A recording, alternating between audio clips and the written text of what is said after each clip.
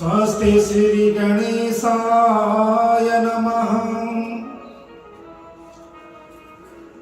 श्री गुरु चरण कमलेभ्यो नमः। श्री मातृ पितृ चरण कमलेभ्यो नमः। श्री राधा युगल चरण कमलेभ्यो नमः।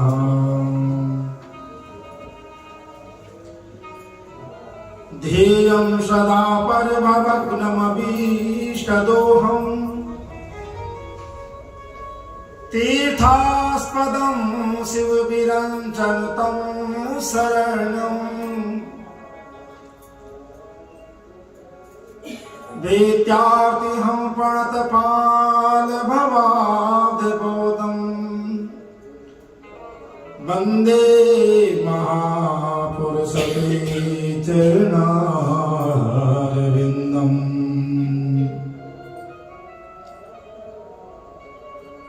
खरवस्तूलतनं गजेन्द्रवदनं लम्बोदरं सुन्दरम्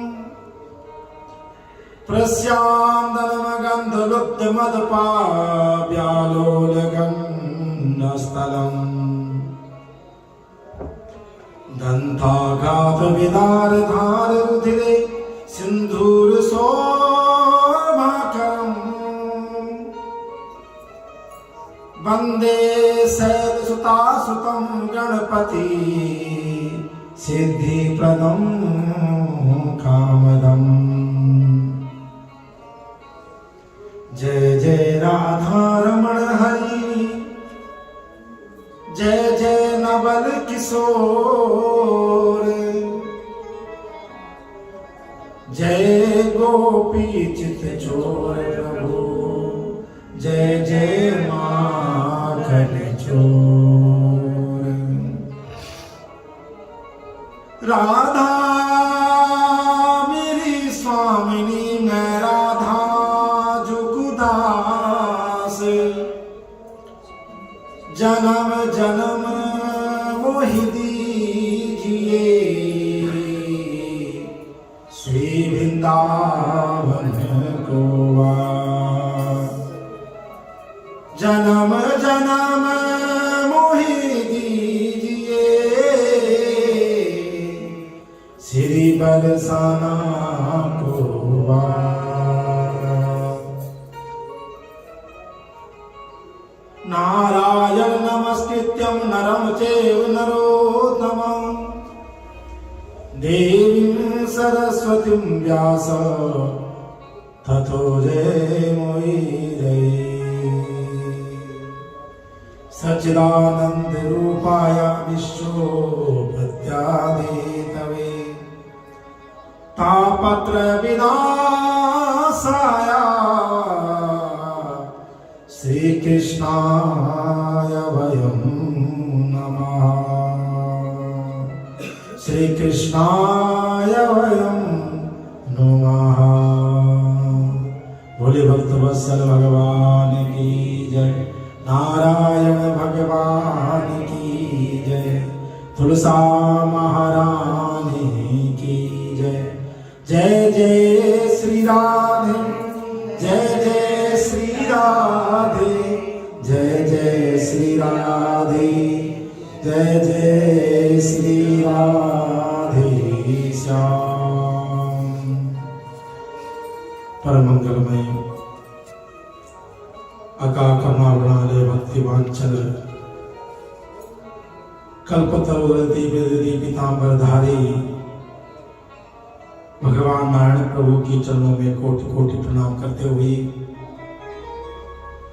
कथा स्थल पधारे श्री भक्तवृंद, माताएं, बहनें, वयोवृंद, मेरे भाई बंधु, आप सभी का स्वागत और हार्दिक अभिनंदन। आज इस पावन कथा में आइए अपने मन और वाणी को पवित्र करते हुए हरि का स्मरण करें और उसके बाद कथा का शुभारंभ। बोले भक्त वत्सल भगवान की जय, राधा माधव सरकार की जय। गोविंद चले आओ, गोपाल चले आओ, गोविंद चले आओ, गोपाल चले आओ, गोविंद चले आओ, गोपाल चले आओ, गोविंद चले आओ, गोपाल चले आओ। हे मुरलीधर मोहन, हे मुरलीधर मोहन, नंदलाल चले आओ, गोविंद चले आओ, गोपाल चले आओ, गोविंद चले आओ, गोपाल चले आओ। हे गोविंद गोपाल, हे गोविंद गोपाल, हे गोविंद हे गोपाल, हे गोविंद हे गोपाल, हे गोविंद हे गोपाल।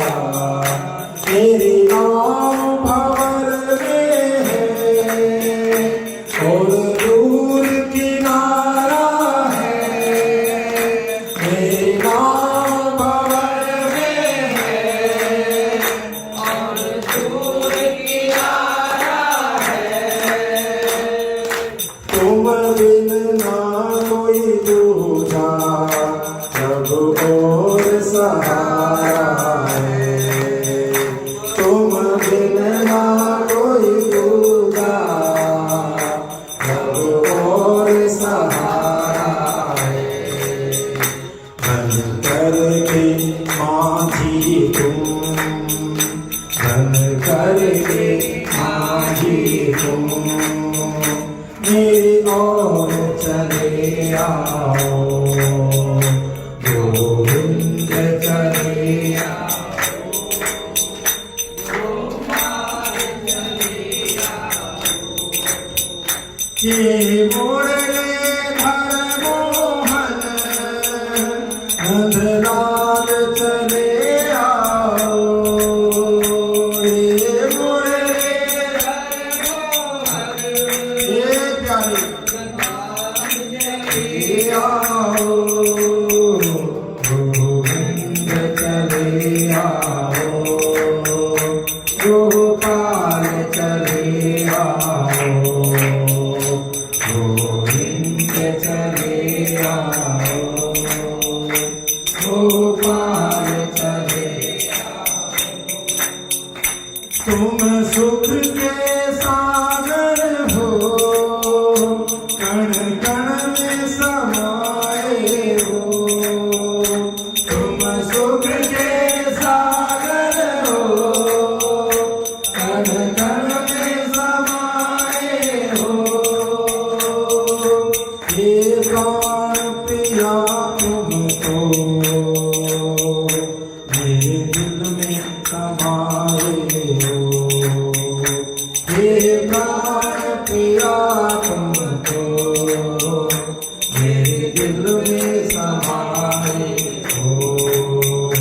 पल पल है पुकारा तुझे, पल पल है पुकारा तुझे, श्री कृष्ण चले आओ, गोविंद चले आओ, गोपाल चले आओ, गोविंद चले आओ, गोपाल चले आओ, गोविंद चले आओ,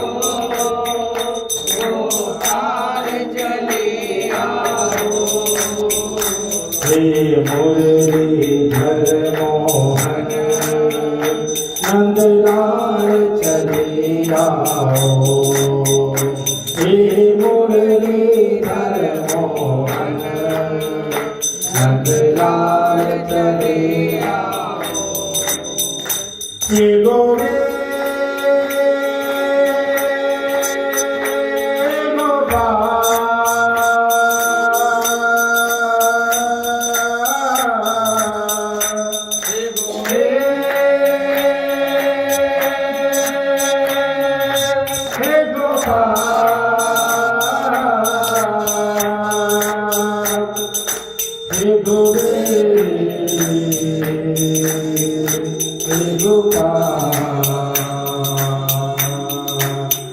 तेरे तरस को मेरे नैन तरसते हैं,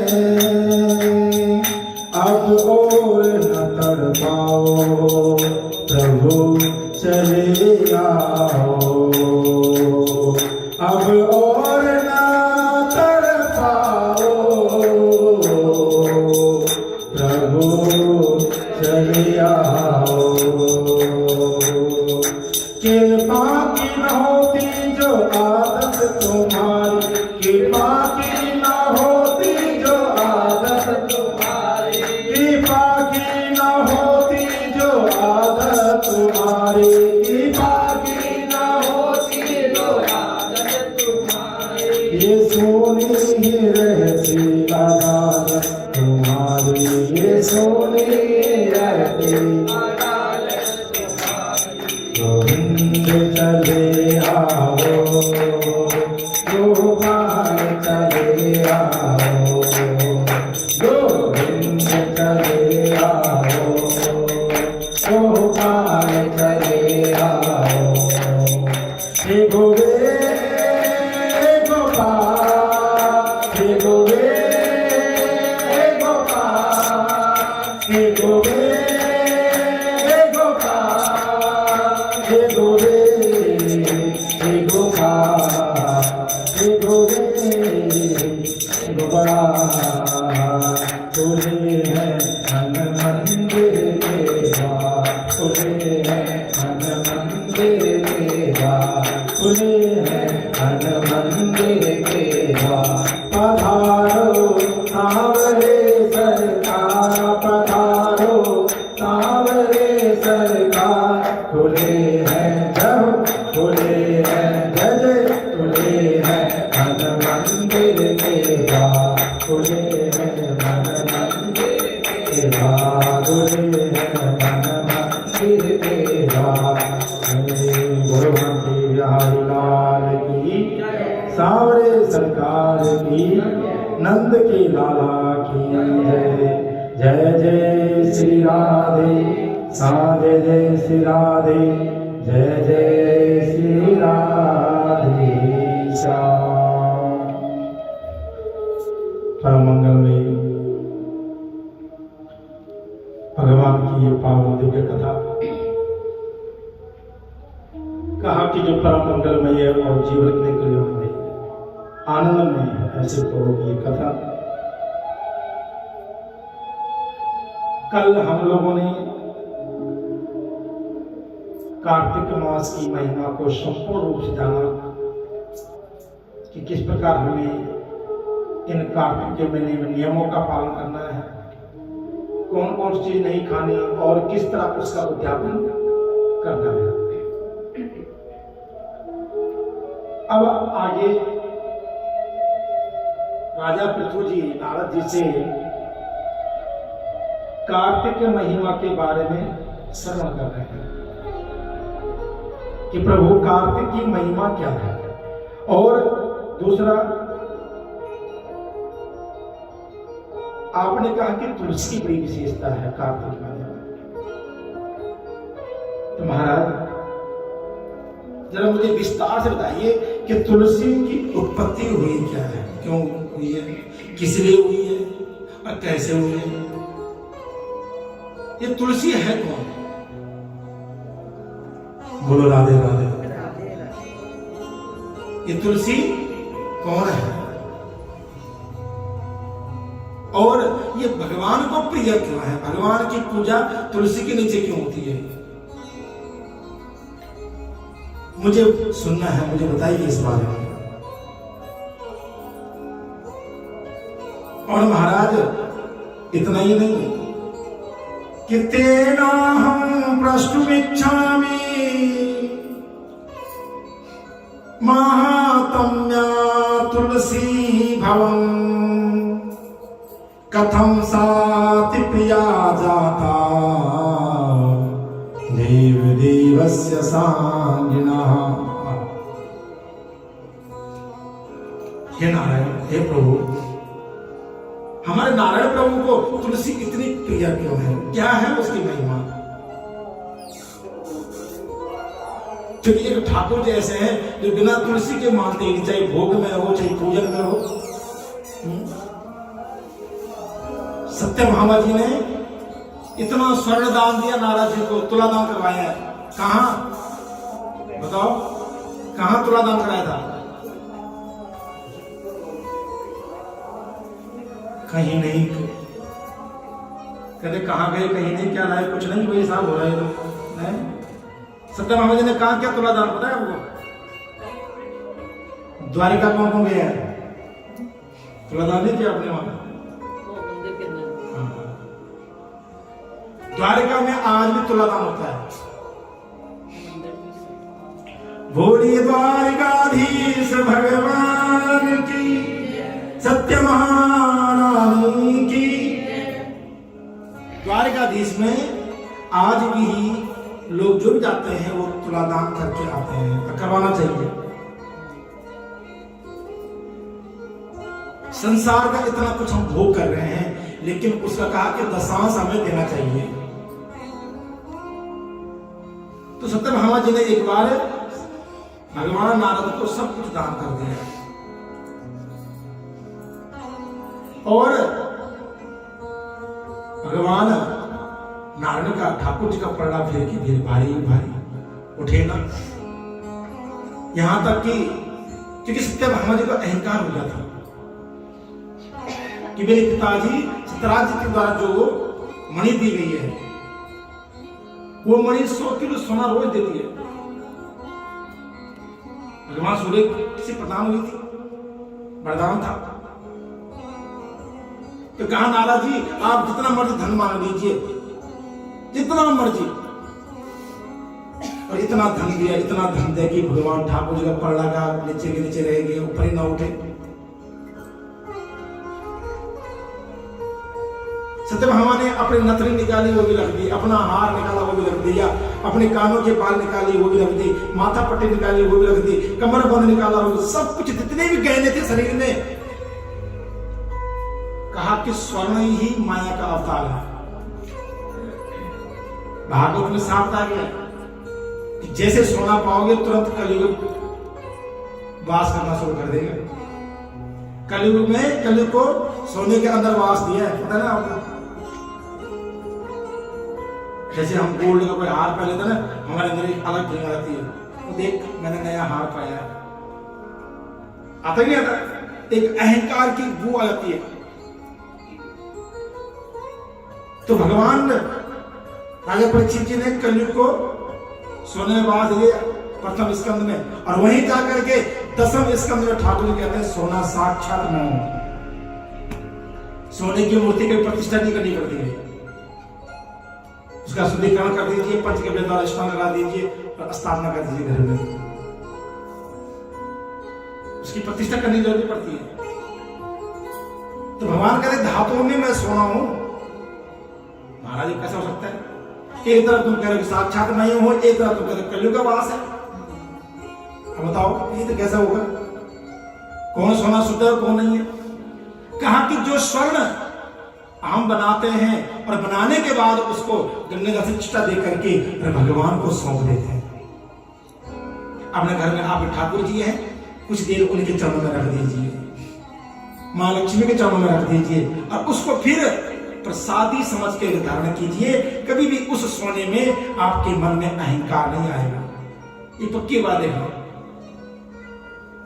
अब धनतेरस आ रही है, दिवाली आ रही है, हम जाते हैं घरों में लोगों के, तो लोग उस दिन नए नए हार बनाते हैं, गोल्ड बनाते हैं, उसकी पूजा करते हैं। पंडित जी जरा इनकी पूजा करवा दीजिए, और फिर उसको चढ़ाते माँ भगवती लक्ष्मी को, नारायण जी को, और फिर उसको धारण करते अपने दिन त्योहार पे। अब तो सोना पहनना मुश्किल है ना? आगे लोग नकली भी नहीं पहनते हैं भैया, कुछ भी डर लगता है। बोलो राधे राधे, सही बात है। अब ये दिव्य गाड़ियों में आते हैं, देखो सेफ पे हम लोग बाहर खुला घूमते हैं, वो तो कोई मार सकता है। एक बार हमको लूट लिया था, हमारे कानों की बाली बच गई, वो भी हेलमेट पहना था तो बच गया, नहीं तो 2-3 छुरे लगते थे भैया, ला निकाल कितना है। क्योंकि आज की डेट पे सोना पहनना बहुत मुश्किल है। फिर भी कहा कि जब भी आप पहनते हो तो उस सोना भगवान को चढ़ाकर पहनिए, तो उसमें भगवान का वास है। लेकिन अगर डायरेक्ट ज्वेलरी से लाओगे, गले पहनोगे, उसमें तुरंत अहंकार कलियुग बैठ जाएगा। अब राजा परीक्षित को क्यों श्राप लगा? जरासंध का मुकुट पहन लिया, उसमें कलियुग को वास दिया था, खुद ही वास दिया। देखो परीक्षित ने घर में मुकुट पड़ा था दादा के टाइम का, और धारण करके चले गए जंगल में। ऋषि का अपमान किया तो इसे श्राप दे दिया, तेरी मृत्यु 7 दिन बाद हो जाएगी। और एक बात ध्यान रखना, हम सब की मृत्यु 7 दिन के अंदर ही है। इस 7 दिनों में हम जन्मते हैं और इस 7 दिनों में ही हम मरते हैं। कोई दिन अलग बना क्या? हिरण्यकश्यप के लिए भगवान ने अलग दिन, अलग महीने का निर्माण किया है, लेकिन 7 दिनों से अलग निर्माण कुछ नहीं किया है। और 7 ही हमारे चक्र है शरीर के अंदर। 7 लोग पृथ्वी से ऊपर, 7 लोग नीचे। इसलिए बड़ा ध्यान से सुनना। सत्यभामा जी ने स्वर्ण सब कुछ दान कर देवी माने, और लास्ट में क्या किया? रुक्मणी के पास गई, दीदी मुझे पता है कि आप भगवान की बड़ी प्रिय पत्नी हो। बोले ठाकुर जी मुझे कहते हैं कि तुम मेरी प्रिय, लेकिन मुझे पता है तुम जान लेंगे के बारे में ये लीला कर रहे हैं, कुछ बताओ ना मुझे। कहा कुछ मत कर, एक तुलसी का पत्ता बीच में ठूसते थे, तेरे ठाकुर कैसे भागते हैं। और चुपके से एक तुलसी का पत्ता सोने के बीच में जैसे रखा, एक तरफ पलटा ठाकुर जी को ऊपर उठ गया। बोले भक्त वत्सल भगवान की, नारायण भगवान की जय, तुलसा महारानी की जय। तो बड़ी तब भगवान ने सुनाई थी महिमा तुलसी की। ये देवी मुझे सबसे प्रिय तुलसी महारानी है। तो वो आज पृथ्वी जी पूछ रहे हैं, तो नारद जी कहते हैं राजन कि पुरा सक्र शिवं दृष्टम मगा कैलास पर्वतम सर्वदेव परिवृत्ता अप्सरो गण सेविता। ये राजन, एक समय जो है देवताओं के साथ मिलकर के इंद्र, बड़े ध्यान सुनना, बोलो राधे राधे, जय जय श्री राधे, जय जय श्री राधे, जय जय श्री राधे श्याम। मैंने कहा ना मैं कथा में तो किसी को सुनने नहीं दूंगा, नहीं तो हाथ ही खड़े करूंगा। बोलो राधे राधे। हाँ, बड़े ध्यान सुनो कि एक समय क्या हुआ, इंद्र सभी देवताओं को लेकर के अप्सराओं के साथ और भगवान बृहस्पति जी के साथ में कहां पहुंचे? कैलाश की ओर प्रस्थान किए। भगवान शंकर से मिलकर आते हैं, और जब भगवान शिव से मिलने गए तो रास्ते में क्या देखते हैं? एक बड़ा भयानक पुरुष बैठा हुआ, बड़ा विराट रूप है उसका, लेकिन इतना सुंदर भी नहीं है। उसका मुख्य दशा अलग है, दांत अलग, आंखें अलग है, लेकिन आंख बंद करके बैठा हुआ। इंद्र ने पूछा महाराज कि अन्मया पिच्यामानोऽपि नोतरं दत्तवानसि। ये महाराज आप कौन हैं? आपका नाम क्या है? वो कुछ नहीं बोला, चुप रहा। अब इंद्र जो होता ना राजा, एक बात ध्यान रखना, चाहे किसी का भी हो, कहा कि जब प्राणी को पद मिलता है ना, पद समझते हो, गद्दी, अथॉरिटी जब मिलती है किसी चीज की, तो उसको क्या आता है? अहंकार आ जाता है जीवन में, बहुत जल्दी आता है। राजसी गुण, मैं तो मुखिया हूं, मेरी नहीं सुनता ये। तो इंद्र को वही अहंकार हो गया कि मैं देवता हूं राजा, मेरे एक बार नहीं, बार बार पूछने पर आंखें तक नहीं खोल रहा है, मुंह थी दूर की बात, कुछ बोल नहीं रहा। तो कहा कि मैं आज क्या करूंगा कि अतस्त्वाम हनि वज्रेण कस्ते त्रातासि दुर्मते इत्युतिर ततो बप्री ब्रजेनाभ्यनदम दृढ़म। मैं तुम्हें आज वज्र से मारूंगा, आज इसका वध करूंगा मैं। अरे मेरी अवेलक, मैं इतना देवताओं का राजा, सम्मान, और एक बार नहीं, मैंने कई बार पूछा गुरुदेव मैं इसको माने जाऊं। और जैसे ही वज्र हाथ में दिया, उस पुरुष ने वज्र का प्रहार किया तो वहां शरीर थर-थर कांपने लग गया कि तेना से कंठे दीना तुमद्दागदम भस्माता ततो रुद्र जलवाया तेजसाम प्रधानिवा। वहां साक्षात भगवान रुद्र विराजमान थे और शंकर भगवान की, भगवान शिव विराजमान है। जैसे प्रहार किया, भगवान गला नीला पड़ गया, आंखें दोनों खुल गई, तीसरा नेत्र खुल गया और तीसरे नेत्र से अग्नि प्रकट हो गई। देवराज इंद्र थर थर कांपने लग गए, हो ये तो मेरे से गलती हो गई, अब तो बचना बहुत मुश्किल है, मैंने तो साक्षात भगवान शिव का अपमान कर दिया। एक बात ध्यान रखना, अगर जीवन में अहंकार लेकर के अगर हम मंदिर जाएं, देव घर जाएं, गुरु के घर में जाएं, कहा कि वो जात देर तक नहीं रहता है, उसका भुगतान एक न एक दिन बहुत खतरनाक ढंग से, बहुत बुरी तरीके से करना पड़ता है, उसका प्रायश्चित।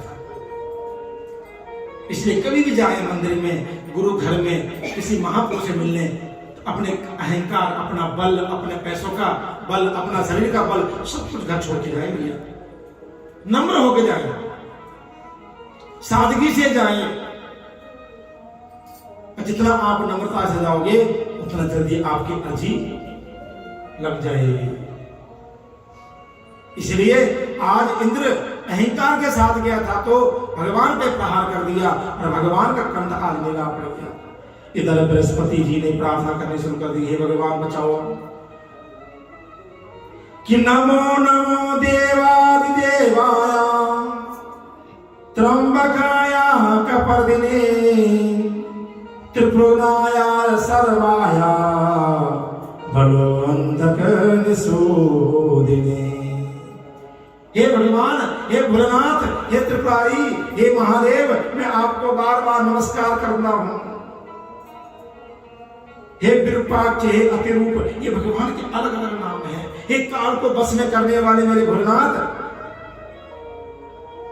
आप हमें माफ कर दीजिए। बड़ी सुंदर स्तुति गाई भगवान, 15 श्लोकों में स्तुति गाई है। जब बृहस्पति भगवान ने इतनी स्तुति गाई तो भगवान थोड़ा शांत हुए। देखो एक बात ध्यान रखना, भगवान जितना प्रेम और जितना प्रसन्न अपने भक्त से और ब्राह्मण से करते हैं उतना किसी से नहीं करते। मैंने एक चीज देखी, अनुभव की है, कई बार मैं पंडित जी ये बात करता हूं कि ब्राह्मणों पर कितनी कृपा दृष्टि ठाकुर की, कई बार देखा मैंने। अभी ब्राह्मण कर्मनिष्ठ है तो चाहे कहीं भी बैठ जाए, वो कहीं भी एकांत में को जानता ना हो उसका, लेकिन उसका दाना पाने की व्यवस्था ही करता है। एक दिन के बाद हम आपको प्रैक्टिकल बात है। हम थे हरिद्वार में, ये 2010 की बात है। ये क्या चल रहा था, निगम बोध जी महाराज हैं वेद मंदिर वाले, उनकी निगम कुटीर है हरिद्वार में। तो आश्रम का नियम होता है कि एक बार भोजन बन गया और लग गया तो उसके बाद दोबारा नहीं बनता। ये घर में थोड़ी नहीं कहा तो आया तो कितने रोटी खाएगा तो कितने पूरा खाएगा। आश्रम में नियम फिक्स होते हैं, लंगर लगी, बैठ गए, खा लिया और उसको धोआ। अब उस टाइम व्यवस्था दूसरी थी। तो एक दिन गुरुजी ने ऐसे हमसे कहा कि तुम अपने कर्म करो, तुम्हारे दाना पानी की व्यवस्था सब ठाकुर जी करते हैं और तुम्हें चिंता करने की व्यवस्था जरूरत नहीं है। तो हुआ ये कि हम और एक हमारे साथ एक ब्राह्मण देवता थे, हम चले गए हर की पौड़ी पे शाम को संध्या आरती के लिए और वहां से लेट हो गए।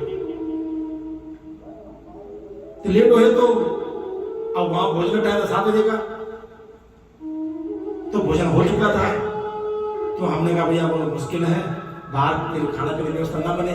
तो हम सामने घाट पड़ता है, सप्तऋषि नदी आती वहां से, उसी घाट पर चले गए और वहां बैठ गए। अपनी माला उठाई संध्या बंदन करने के लिए, जून की गर्मी थी, तो हम वहां बैठ गए। वहां बैठ गए तो हम अपना भजन करने लगे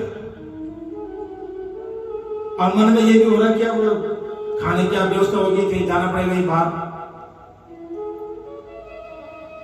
बाहर से तो भोजन ना मिले मुश्किल है, कोई बात नहीं, देखा जाएगा आगे कुछ फल ले लेंगे, फल खा लेंगे। इतने में क्या हुआ कि 10 मिनट में 2-3 लेडीज और 2 उनके साथ जेंट्स थे, 1-2 बच्चे थे, तो वो आई वहां पर बैठे हुए थे। उन्होंने एक लिफाफे में 4-5 फल, आलू की सब्जी और पूरी सादा दक्षिणा दी मुझे। कहते पंडित जी आप यही रहते हो? क्या हम यही रहते जी। कहते ये भोजन पा लीजिए हमारी तरफ से, हमारा मन था कि हम आपको खिलाएं, ब्राह्मण को खिलाएं। तो हमने संध्या पूर्ण की, मतलब ठीक है रख लिया। जब खोला लिफाफा तो कमाल ही हो गया, कहां चिंता भोजन की थी, यहाँ फल भी मिल गए, भोजन भी मिल गया, साथ दक्षिणा मिल गई साथ में। और ये चमत्कार एक बार नहीं 2-3 बार हो रही हुई है हमारे जीवन में। तो बड़ा ये अनुभव किया है कि ठाकुर जी तुम कहीं बैठ जाओ, तुम अगर कर्म कर दे तुम्हारे अन्न दाने की व्यवस्था करेगा, लेकिन आप कर्म उसके प्रति होना चाहिए, सत्य के प्रति होना चाहिए, धर्म के प्रति होना चाहिए। जहां आपने सोच लो कि नहीं साहब मेरी पहली सैलरी मैं ये करूंगा, पार्टी करूंगा, वो करूंगा, कभी नहीं हो सकता। अगर पहली कमाई हमने सोच लिया कि मैंने घर में जागरण करवाना है, चौकी करवानी है, सुंदर काम करवाना है, या प्रभु मंदिर में सेवा करनी है, या मंदिर प्रभु के पोशाक लानी है, प्रभु का श्रृंगार करना है, तो पक्की बात देखना आपका धन उन्नति हो जाएगा। क्योंकि आप खून पसीना का कमाई है, उसको अच्छे काम में लगाइए, दुर्गुणों में और दुर्व्यवहार में, दुर्व्यसनों में मत लगाइए कभी भी। तो आज बृहस्पति देव जी ने प्रार्थना की, भगवान शांत हुए, कहा कि बृहस्पति देव भगवान बताइए मैं आज आपकी स्तुति से प्रसन्न हूं। भगवान गुरु महाराज कहते प्रभु अगर आप मेरे से प्रसन्न हैं तो मेरे किसी शिष्य की रक्षा कीजिए, इसको बचाइए। कहा कि मैं इसको तो माफ कर देता हूं, ठीक है, आप कहने पर जो ये अग्नि पुंज निकला है इसको मैं कहां डालूंगा? तो तीसरे नेत्र जो खुलता है और जो अग्नि पुंज निकलता है उसको मेरे बस में नहीं संभालना है, कि वो क्रोध अग्नि है। कभी देखा होगा ना आपने कि कभी जब हमें किसी को गुस्सा आता है ना, और वो गुस्सा जब तक बाहर ना निकले तब तक क्या रहता है, मन आक्रोश रहता है, चेहरे पे गुस्से में आज कुछ मोड़ ऑफ है इसका। तो देवी जैसे घर आते पूछते क्या बात है, कुछ चेहरा उतर लग रहा है, क्या बात है, किसी गए भी आज। तो भाई साहब जब वो गुस्सा बच्चों में निकाल रहा है, किसी में निकालता था वो गुस्सा शांत क्या शर्मा जी, ऐसे होता है, स्वाभाविक है। अब किसी को हम बोल सकते लेकिन जिसको बोल सकते उसको गुस्सा उतार देते, तब ये मन शांत होता है। तो वही क्रोध अग्नि जो है ना, ये तीसरा नेत्र है हमारा, सूर्य राइट हैंड और लेफ्ट वाले चंद्रमा, सूर्य नेत्र, चंद्र नेत्र और अग्नि नेत्र, ये 3 नेत्र है। तीसरा नेत्र जीवन में खुल गया तो समझ जयकार हो गया। अब लगा लो कि अगर बंद नेत्र में इतना क्रोध है तो खुले नेत्र में कितना होगा। भगवान रुद्र यही कह रहे हैं कि ये नेत्र खुला गया है, ये अग्निकुंज में कहां डालूं। तो भगवान इधर नारद जी कहते हैं किसको, अर्जुन को, कीर्तिका तब करे ध्रुवा प्राक्षि पल्लव वर्णावे शोपति संधु गंधायाम सागरस्याच संगये। हे राजन, भगवान ने जो है उस कुंज को निकाला और समुद्र में फेंक दिया, क्योंकि अग्नि को कौन शांत कर सकता है, जल शांत कर सकता है। लेकिन भगवान का कहा कि एक पसीना का भी जल होने, एक अंश भी, वो भी व्यर्थ हो जाता है। ये तो साक्षात अग्निकुंज है और गंगा सागर में फेंक दिया। गंगा मैया की, कौन कौन गया गंगा सागर में? वाह, पीछे माता भी गई है, बहुरानी भी गई है क्या? एक बार जोर से ताली बजा दे। सारे तीर्थ बार बार गंगा सागर कब चलोगे?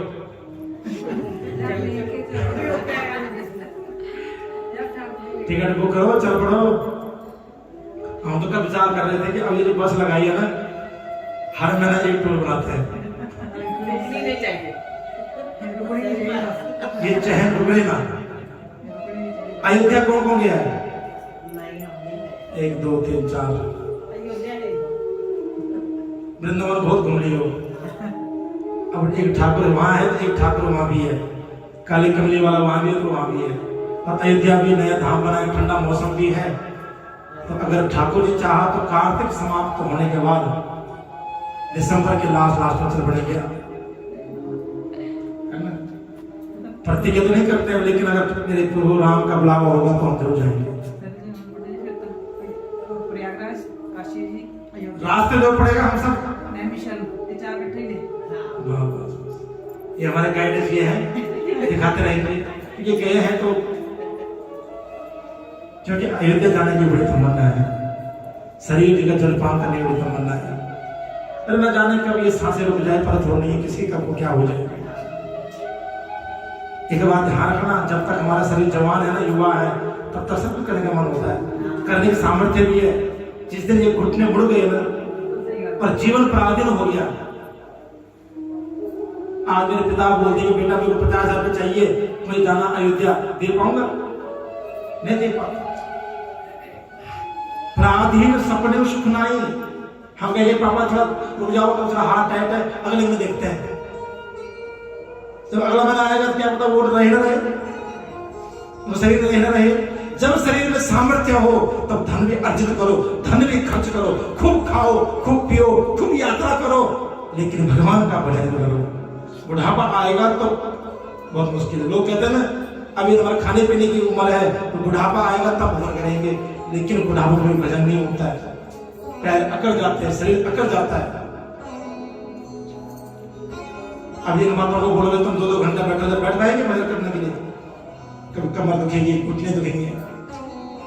लेकिन जब युवा अवस्था है तुम इस शरीर को कस सकते हो, जैसे हम वैसा रह सकते हो।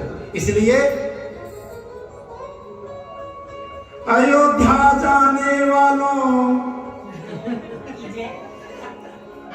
एक संदेशा ले जाना, एक दीवाना याद में रोए उसको दर्शन दे जाना, उसको दर्शन दे जाना। बड़ी तमन्ना है कि रामला दर्शन करने की, सुनाई बाकी की भी देखा नहीं है, उस भूमि को देखने की इच्छा है। तो मेरे प्रभु ये प्रार्थना है कि इस बार बहुत जल्दी इच्छा पूर्ण हो जाए और चल पड़ेंगे, है ना? ठाकुर कृपा रहेगी तो थोड़ा व्यवस्था बनाते हैं और निकलते फिर। बोले भक्त वत्सल भगवान की। तो भगवान नारद जी कह रहे हैं कि भगवान ने वो अग्निकुंज गंगा सागर में फेंक दिया। गंगा सागर से एक भयानक आवाज आई, किसी बच्चे की रोने की आवाज आई, और इतना रोया कि संसार को हिला दिया पूरा। देखिए, जब बच्चा घर में रोता है ना तो पूरे घर वाले क्यों रहते, ये वो क्यों रहा है? कोई खाना छोड़ देता है, कोई काम कर रहा काम छोड़ देता है, ये चुप क्यों नहीं हो रहा, ये रो क्यों रहा है? ये कई बार तो पति देव को भी आना पड़ता है ऑफिस से, सुनो जी जल्दी घर आओ, ये बच्चा चुप नहीं हो रहा, पता क्यों रो रहा है। ब्रह्मा जी तक आवाज पहुंची, ब्रह्मा जी धरती उतर आए, पूरा ब्रह्मांड हिल गया। और जब ब्रह्मा जी धरती पर आए तो देखा तो समुद्र देव ने एक सुंदर सा बच्चे को अपने हाथ में ले रखा।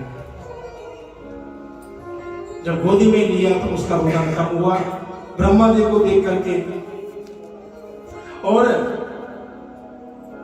सागर ने ब्रह्मा जी को प्रणाम किया और उस बालक को ब्रह्मा जी की गोदी में छोड़ दिया।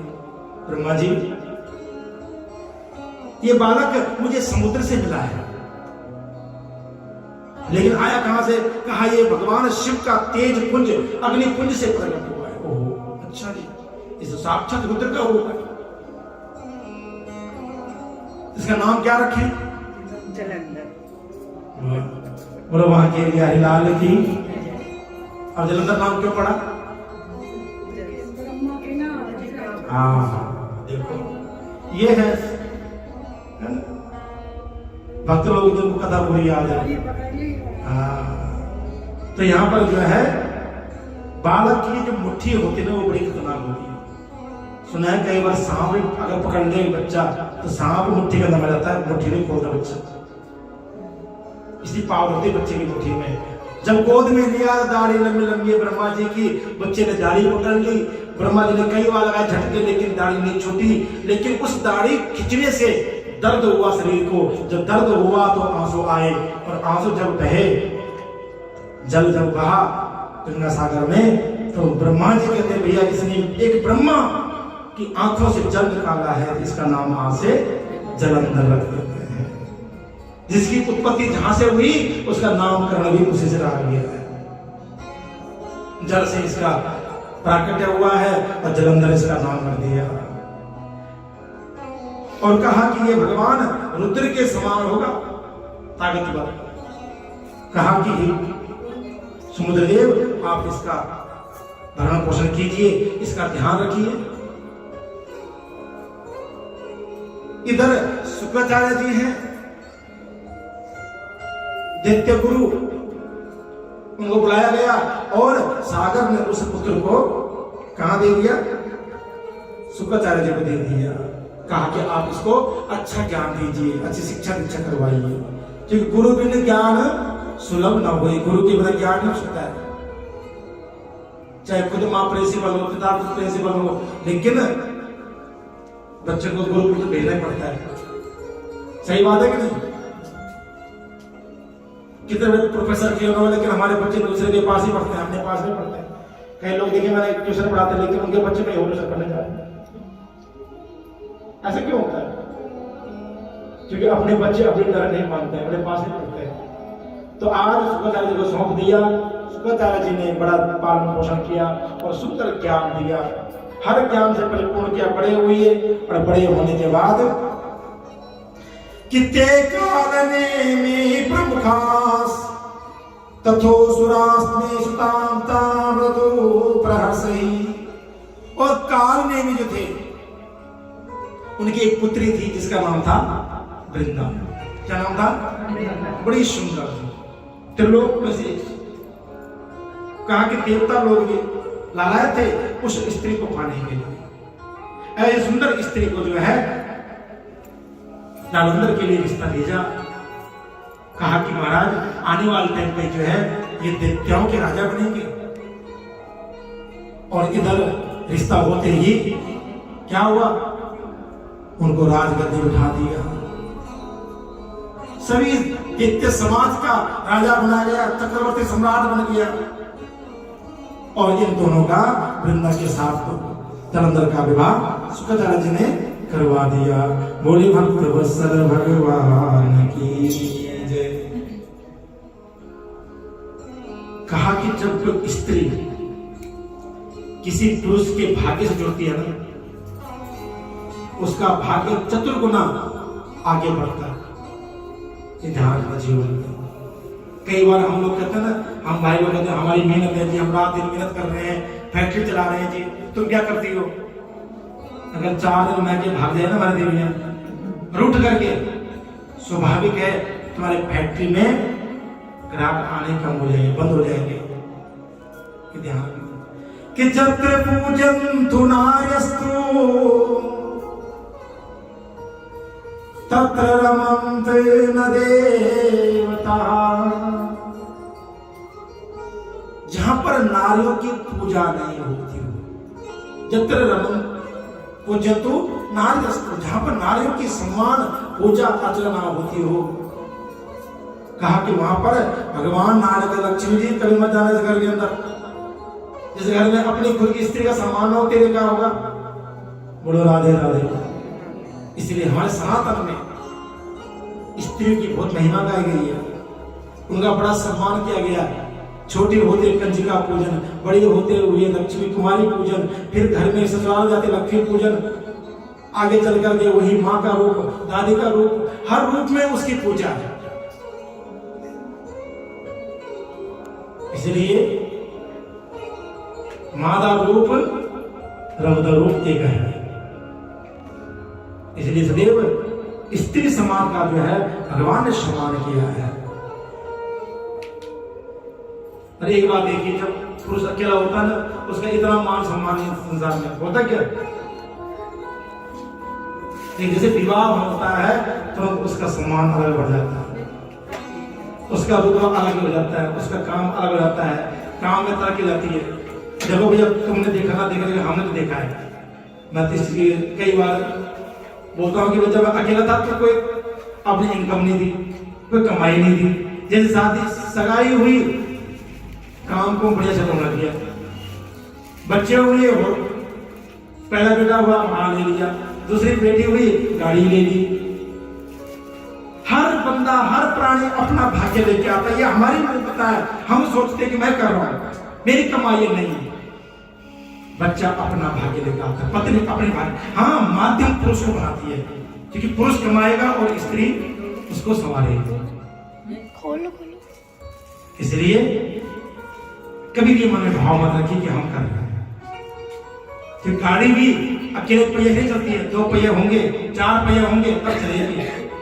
और गृहस्थ जीवन चलते 4 पहिए से ही है, 2 पैर हमारे और 2 देवी के। बोलो राधे राधे। 4 पैर है। और गृहस्थ जीवन में भी 4 चीज है, 4 पुरुषार्थ है। कौन कौन से? धर्म, अर्थ, काम, मोक्ष। तो फेरे के 4 ही होते हैं। कितने होते लाओ? 3 होते अग्नि के साथ, 7 फेरों के साथ वचन निभाना साथी है, बना ना का। लेकिन फेरे 7 में फिर 4 ही होते हैं, 3 अग्नि के बाद लास्ट में है ना। उसमें 3 स्त्री आगे रहती है कि नहीं, मैं आगे रहती हूँ। धर्म, अर्थ, काम, मोक्ष पुरुष के अंदर है, तो पीछे मैं आगे चलता हूँ। तेरे को मृत्यु आने से पहले मुझे आएगी, तेरे को कष्ट आने से पहले मुझे आएगी। क्या बात है? ये है जीवन। छोले खुशबू आई, सबका ध्यान रखिए। बोलो राधे राधे। नींद वालों की आंखें खुली है, इधर आए। तो कहने का भाव यह है